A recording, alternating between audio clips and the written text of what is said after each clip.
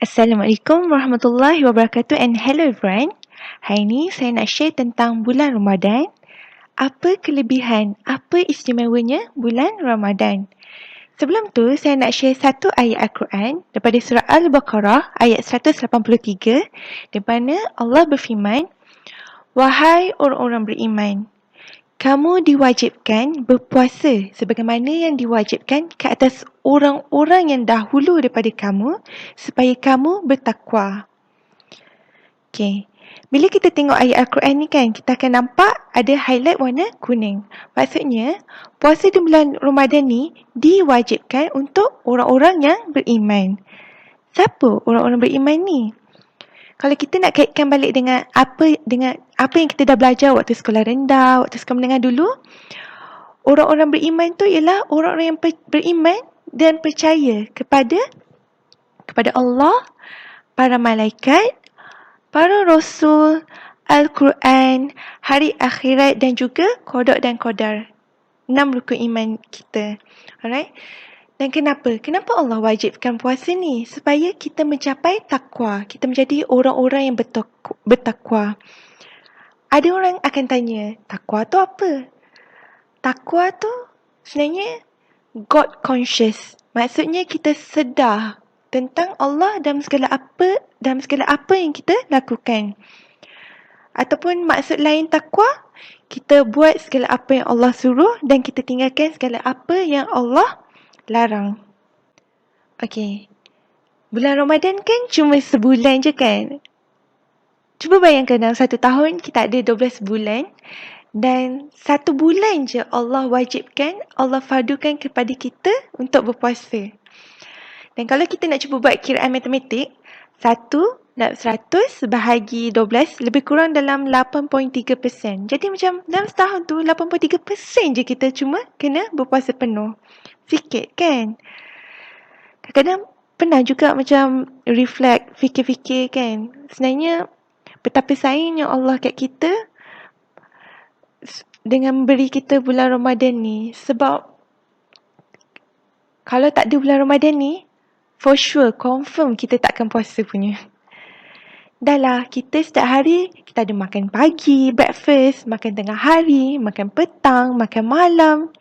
Perut kita non-stop, tak henti-henti menerima makanan. Tak henti-henti kena mendigest, menghadam segala makanan yang dimakan. Penat tau kesan perut kita. Tapi macam, nampak tak betapa baiknya Allah tu beri bulan Ramadan untuk merehatkan perut kita. Dan ianya juga sangat baik untuk kesihatan kita. Okay, sekarang saya nak share apa kelebihan bulan Ramadan. Yang pertama, pintu-pintu syurga dibuka dan pintu-pintu neraka ditutup. Dan ini berdasarkan satu hadis, okay? Saya share. Diriwayatkan dari Abu Hurairah radhiyallahu anha, Rasulullah sallallahu alaihi wasallam bersabda, "Telah datang kepada kamu bulan Ramadan, bulan yang penuh keberkatan. Allah telah memfadukan ke atas kamu untuk berpuasa padanya.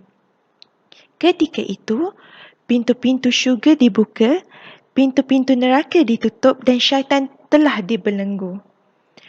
Dan bila kita dengar hadis ni kan, hadis riwayat An-Nasa'i, kita nampak betapa banyaknya keberkatan, kebaikan dalam bulan Ramadan. Sebab pintu-pintu syurga semuanya dibuka seluas-luasnya.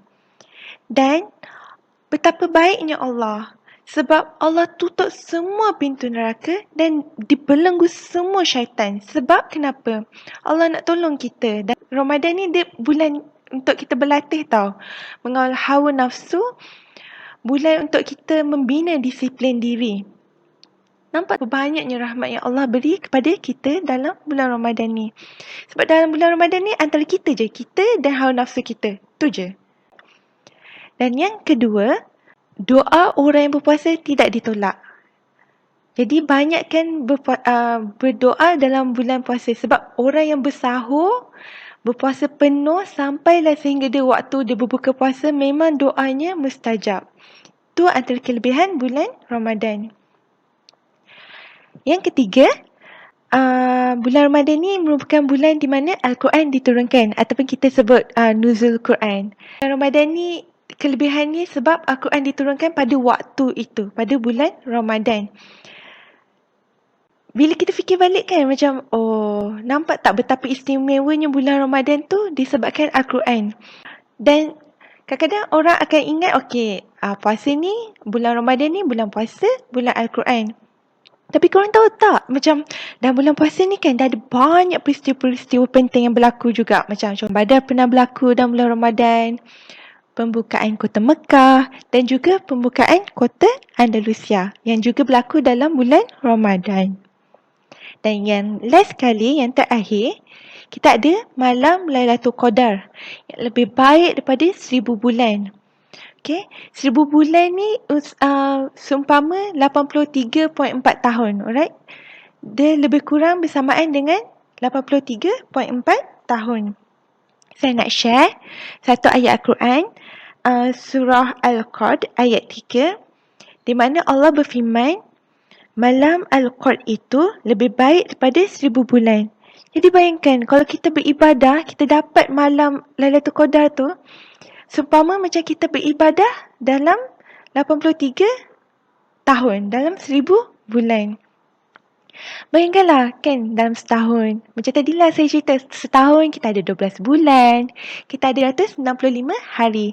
Dan istimewanya Ramadan sebab ada malam Lailatul Qadar. Itu satu malam. Satu malam daripada 365 hari yang berlaku dalam setahun jatuh dalam bulan Ramadan. Nampak tak betapa istimewanya Ramadan tu?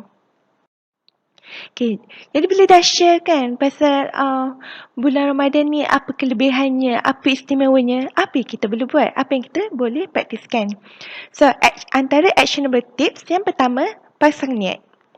Pasang niat, okay, nak buat yang sebaik mungkin dalam bulan Ramadan ni untuk Allah. Nak buat sebaik yang mungkin. Kadang-kadang, ada orang dah akan rasa macam, oh tak boleh lah, aku ni bukannya baik sangat pun. Macam rasa putus asa. Tapi ingatlah, dalam bulan Ramadan ni kan memang Allah buka semua pintu-pintu syurga. Memang banyak sangat kebaikan, keberkatan, rahmat semua. Jadi banyakkan berdoa, niat je, niat untuk melakukan kebaikan. InsyaAllah Allah bantu. Sebab memang bulan yang berkat kan, bulan yang banyak kebaikan. Yang kedua, bagus dah ada niat, tapi kita kena ada planning. Kita kena strategize.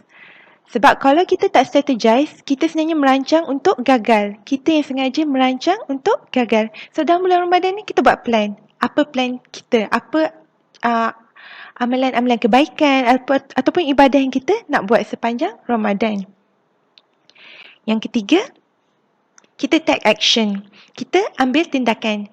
Kita dah buat planning, kita kena execute. Kita kena implement. Buat segala apa yang dah kita plan. Okay. Yang seterusnya, jadi kita banyakkan berdoa dalam bulan Ramadan. Dan juga mendekatkan diri kita dengan Al-Quran. Kita boleh belajar Al-Quran, kita boleh membaca.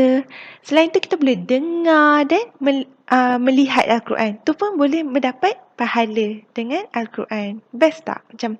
Dan last sekali, konsistensi. Istiqamah. Apa-apa yang kita buat, kita kena konsisten. Konsisten buat je. Kita target, okay, mana apa yang kita nak buat sepanjang bulan Ramadan tu, kita target. Kita terus konsisten. Buat je terus menerus. InsyaAllah sebab konsistensi kita dan juga dengan asbab kita berdoa, mana tahu kita boleh berjumpa, kita boleh dapat malam Lailatul Qadar.